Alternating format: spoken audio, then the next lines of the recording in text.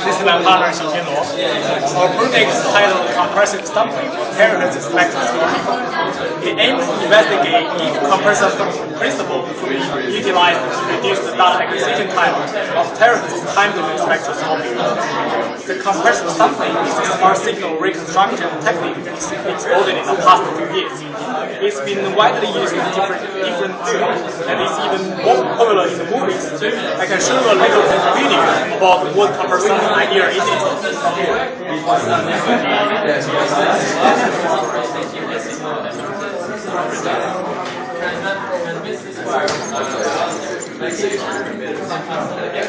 So in this video, they're trying to use less pixels to reconstruct more clear pictures. And this concept goes beyond the negative sampling theory, which defines that a perfect signal reconstruction has to have twice of the highest frequency sample rate.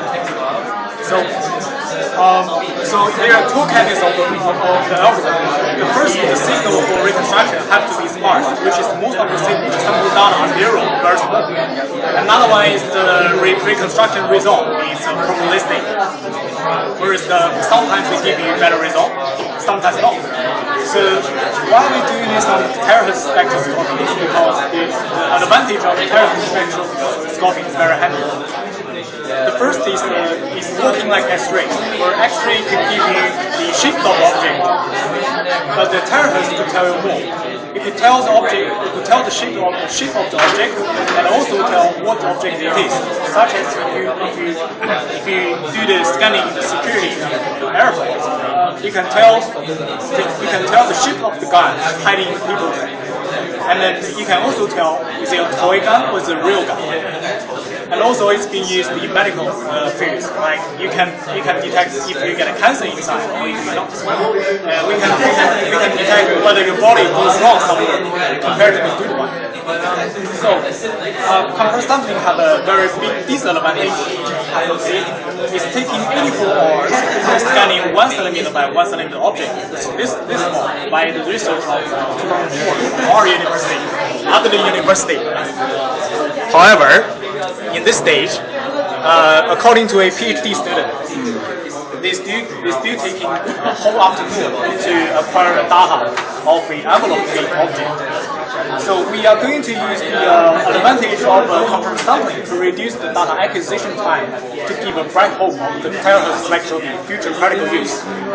So through our research, we found it's difficult to use the compressive sampling to directly reconstruct the fingerprint of the object of the scanning from the terahertz spectroscopy. In this picture, we can see the signals from time domain transfer to the Fourier domain, and then calculate the extinction between reference and the sample signal. And then the extinction spectrum are sparse, which takes many steps to obtain the signal for compressive sampling algorithm. So where the compressive sampling algorithm only is required to use only one matrix to transfer the normal signal to the sparsity domain.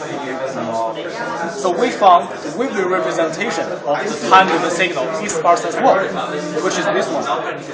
So the algorithm we used is actually transform the reconstructed Webley coefficients of the time domain signal back to the time domain, and then do the usual procedure to calculate the extinction spectrum.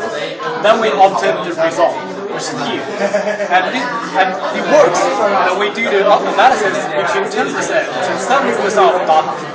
We found the best result we obtained is 20% to 40% of the data, and this is the result from 20% data. And this is the full data result of the extinction spectrum of 2,448 data. Calculate the extinction frequency, and this is identified as lactose. But using 25% of the data to calculate the extinction spectrum, it gives you nothing. You cannot identify any object from this spectrum. However, if we're looking at the compressive sampling reconstructed one, it's almost the same spec position compared to the original one, and it's only few dB different. to compare something is actually identify object using the frequency that object observed from the terahertz spectroscopy. So they only focused on the position of the frequency spectrum. Therefore, this is good enough to tell what object it is. Therefore, so we use 25% of the data to find the objective, and we save 75% of the data acquisition time. So it gives the very hope in the future that this device could be used in the ordinary people home at home. So you can take only a small time tapping your body to tell where the body goes wrong, and that's the whole perfect overview. Thank you. Thank you, listening.